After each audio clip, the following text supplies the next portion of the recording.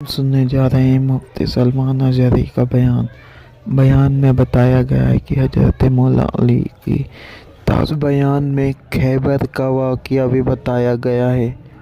چلیے بیان سنتے ہیں کہ خیبر کے یہودی ایک جنگ کرنے کے لیے آ رہے ہیں مدینے، اور انہوں نے مکہ کے کافروں کو بھی بلا لی۔ مرحب مسلمانوں سے جنگ کرنے کو اپنی توہین سمجھتا تھا کہ یہ چھوٹے بادیہ نشین لوگ ہیں، کھجور کھا کر زندگی گزارتے ہیں۔ حضرت علی بن ابی طالب رضی اللہ تعالیٰ عنہ جنگ بدر میں جو کردار ادا کیے ہیں وہ بیان سے باہر ہے۔ جتنے لوگوں پر آپ بڑھ چڑھ کر کے حملہ کرتے رہے، کفار و مشرکین، جوانی کے عالم میں حضرت علی رضی اللہ تعالیٰ عنہ کے متعلق یہ بیان کیا، بہت ہٹا کٹا جسم تھا، بہت توانا تھے، طاقت سے، کافی بھاری آپ کا پیٹ تھا، اور لوہے کا خود پہننے کی وجہ سے ہمیشہ تو سر کے بال نکل گئے تھے۔ اتنی جنگوں میں شرکت فرماتے رہے، لوہے کی وہ ٹوپی ہوا کرتی تھی۔ اور وہ وقت آپ یاد کریں 7 ہجری جب رسول کریم صلی اللہ تعالیٰ علیہ وسلم صحابہ کو لے کر خیبر نکلے تھے، تقریباً مدینے سے 200 کلومیٹر دور یہ خیبر کی وادی ہے جہاں یہودیوں نے اپنا اڈا بنا لیا تھا، اور مسلمانوں کے خلاف روزانہ نت نئے فتنے وہاں سے نکلتے تھے اور منصوبے بنائے جاتے تھے حضور کے خلاف، مدینے کے خلاف، اور مکہ کے مشرکین بھی اس میں حصہ لیتے تھے۔ نبی کریم صلی اللہ تعالیٰ علیہ وسلم کو خبر یہ ہوئی کہ خیبر کے یہودی ایک جنگ کرنے کے لیے آ رہے ہیں مدینے، اور انہوں نے مکہ کے کافروں کو بھی بلا لیا ہے، نجد کے کافروں کو بھی بلا لیا ہے، سب کو جمع کر کے دعوت دی ہے۔ حضور کو جیسی یہ خبر ملی، ابھی یہودی خیبر سے نکلتے کیا رسول اللہ خود صحابہ کے ساتھ خیبر پہنچ گئے۔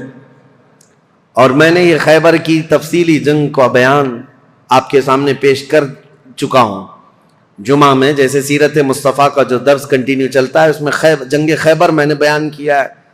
یہ سخت قسم کی جنگ تھی، یہودی بڑے بڑے قلعوں میں وہاں پر محفوظ رہتے تھے، اتنے بڑے قلعے تھے ان کے، آج تک وہ موجود ہیں۔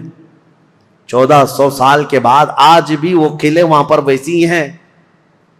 ان یہودیوں کی پناہ گاہ تھی، اس میں بیٹھ کر کے حملے کرتے تھے، اور ان کا یقین تھا یہ کہ ان قلعوں کو کوئی عبور نہیں کر سکتا۔ جب صحابہ وہاں پہنچے تھے یہودیوں کی حالت خراب تھی، اور ان کے ہاں ایک مرحب نامی شخص تھا جس کا دعویٰ تھا وہ 1000 آدمیوں سے اکیلا لڑ سکتا ہے، 1000 انسانوں سے اکیلا لڑ سکتا ہے۔ خیبر میں چھوٹی چھوٹی جنگیں ہوئی، وہاں کے جتنے قلعے تھے وہ صحابہ جب فتح کرنے لگ گئے تو آخری جو ان کا قلعہ تھا مرحب، جس کے انتظام پر لگا رہتا تھا، یہودیوں نے اس کو اتارا تھا مرحب کو، کہ اب آخر میں اب تمہاری باری ہے، اگر تم نہیں بچا پائے ان مسلمانوں سے تو ہمیں کوئی نہیں بچا پائے۔ مرحب مسلمانوں سے جنگ کرنے کو اپنی توہین سمجھتا تھا کہ یہ چھوٹے بادیہ نشین لوگ ہیں، کھجور کھا کر زندگی گزارتے ہیں، پیبند لگے کپڑے پہنتے ہیں، ان کے پیروں میں چپل تک نہیں ہوتی، یہ ہم سے جنگ کرنے آئے ہیں۔ بڑے تحقیر سے، حقارت سے دیکھا کرتا۔ لیکن اب حالات ایسے تھے کہ یہ پورے مسلمان گردنوں پر سوار ہو کر کھڑے تھے، اب تو ڈیفنس کرنا ہی تھا۔ مرحب جب اپنے قلعے سے باہر آیا تو یہ سخت قسم کی جنگ تاریخ اسلام میں لکھی گئی ہے، کیونکہ خیبر فتح ہونے کے بعد ہی سارے فتوحات کا دروازہ کھل گیا ہے اسلام کے لیے۔ ساری فتحیں جتنی ہوئی یہ خیبر کے بعد، فتوحات کا دروازہ کھل گیا تھا جو رکنے کا نام نہیں لیتا۔ تو جیسے ہی مرحب سامنے آیا تو اس نے پکار کر کے یہ کہا شعر پڑھتے ہوئے کہ تمہیں پتہ ہے کہ خیبر پورا مجھے پہچانتا ہے، یہاں کے در و دیوار سے پوچھو کہ مرحب کس کا نام ہے۔ مرحب کی آواز سے اور اس کے چلنے پھرنے سے یہاں کے پتھر بھی کانپتے ہیں۔ وہ رجزی اشعار پڑھ رہا تھا۔ تو حضرت علی کرم اللہ وجہہ الکریم اس جنگ میں کیسے شریک ہوئے تھے؟ یہ 3 دن تک کنٹینیو چل رہی تھی، صحابہ کو فتح نہیں مل رہی تھی، کچھ صحابہ شہید بھی ہو گئے تھے، اور رات کے وقت رسول کریم صلی اللہ تعالیٰ علیہ وسلم بیٹھے اور کہا کل کی صبح ہونے دو، میرے ہاتھ میں جو پرچم ہے میں ایسے کو دوں گا جس کو اللہ اس کے رسول بے حد چاہتے، اور اللہ تعالیٰ نے اس کے ہاتھ میں یہ فتح رکھی ہے۔ صحابہ کہتے ہیں پوری رات ہم نہیں سوئے۔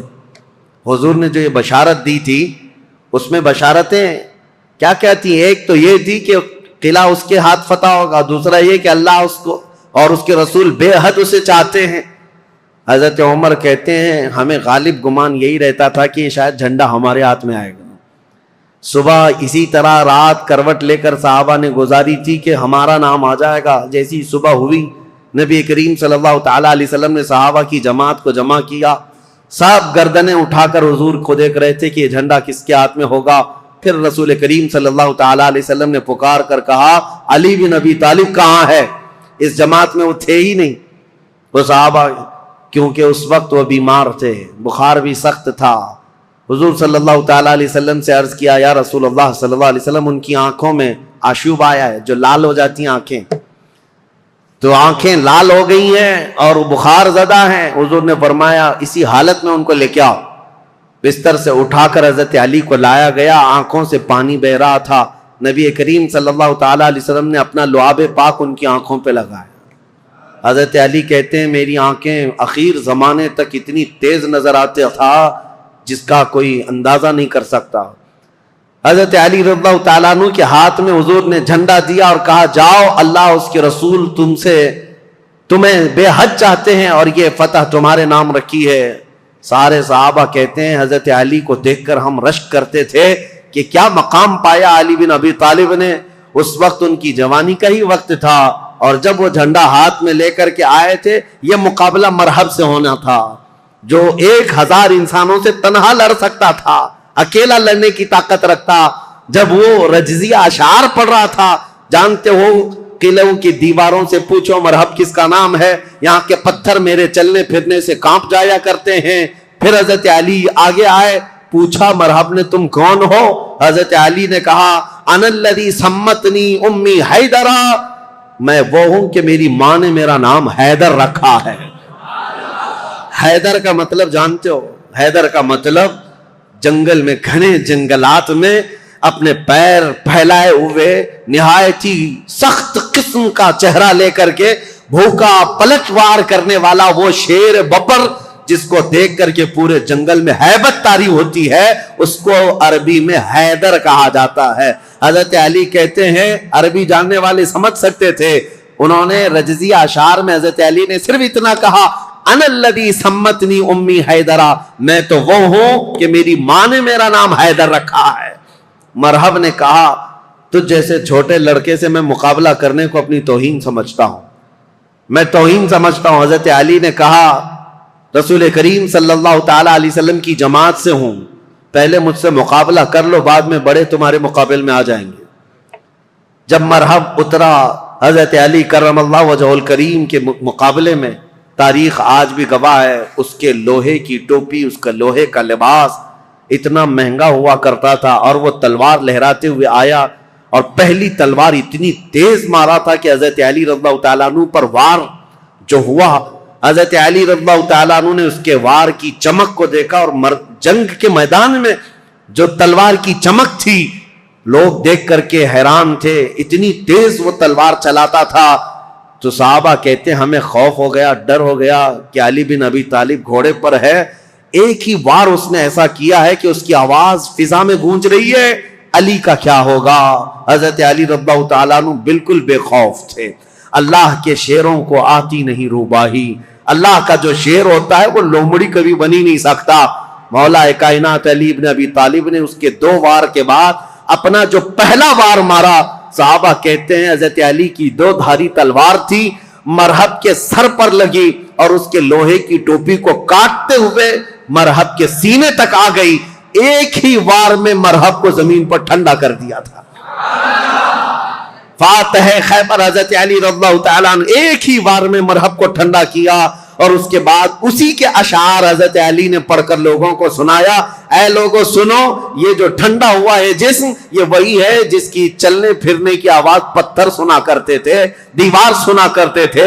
اب اس خیبر کے قلعے کے در و دیوار بھی جانیں گے کہ جس سے وہ ہیبت کھاتے تھے اس کو زمین پر کس نے مار گرایا۔ پھر حضرت علی نے کہا اے یہودیوں، آج کے بعد سے خیبر کے ہر قلعے سے آواز آئے گی کہ کوئی آیا تھا جس کا نام اس کی ماں نے حیدر رکھا تھا۔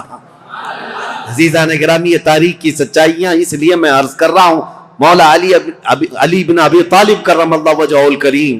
اس جنگ میں صحابہ کی روایت ہے, ابن عساکر کی روایت یہ ہے کہ حضرت علی بڑھتے گئے اس قلعے کے پھاٹک کو توڑ دیا تھا, جو دروازہ ہوا کرتا تھا. صحابہ کہتے ہیں حضرت علی نے ایسے اس کو اکھاڑ دیا تھا, اور وہ دروازہ ایک ہاتھ میں لے کر اس کو ڈھال بنا کر لڑتے رہے. جب کبھی سامنے سے کوئی تیر آتا یا تلوار آتی تو یہ دروازے کو ڈھال بنا کر کے لڑتے تھے. تم اپنے گھر کا دروازہ اٹھا کر کے دیکھو, خیبر کا دروازہ الگ ہے, اپنے گھر کا دروازہ بھی نہیں اٹھا پاؤ گے. آج کے نوجوانوں کی بات کر رہا ہوں. وہ خیبر کا دروازہ ایسا تھا کہ اس کے بعد حضرت علی نے اس کو اپنی پیٹھ پر رکھا دروازے پر. کئی صحابہ تو اس کے اوپر سے چڑھ کر کے قلعے کے اندر گئے, اور صحابہ کہتے ہیں اس کے بعد اس دروازے کو 16 گز آگے انہوں نے ایک ہی ہاتھ سے پھینکا تھا. رسول کریم صلی اللہ تعالی علیہ وسلم کا فرمان ہوا اس دروازے کو راستے سے ہٹایا جائے. صحابہ کہتے ہیں ہم 40 لوگ مل کر نہیں اٹھا پا رہے تھے, اور علی بن ابی طالب تنہا ایک ہاتھ سے اٹھا کر اس کو پھینک چکے تھے. لا فتح الا علی لا سیف الا ذوالفقار. یہ شجاعت, یہ جمع مردی اللہ کے شیر کو اللہ نے عطا کی ہے. قوت پروردگار. میرے عزیزوں, ان کے فضائل, ان کے مناقب, ان کے کمالات بیان سے باہر ہیں.